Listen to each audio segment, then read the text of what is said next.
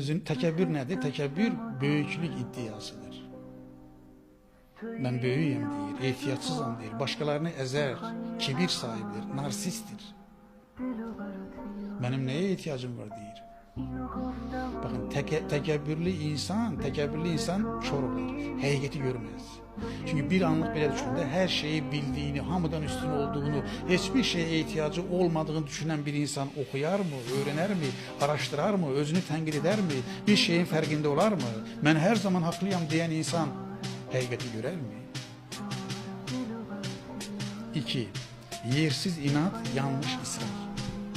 Baxın, insanların hidayətlə arasına məsafə qoyması səbəbidir. Bir insan yanlış edə bilər. Hamımız edir. Mənim də o qədər qüsurlarım var ki. Amma önəmli olan o yanlışda israr etmək. Ayağını dirəyib durmaq. Yanlış edəndə yanlış olduğunu qəbul etmək və o yanlışı düzəltmək.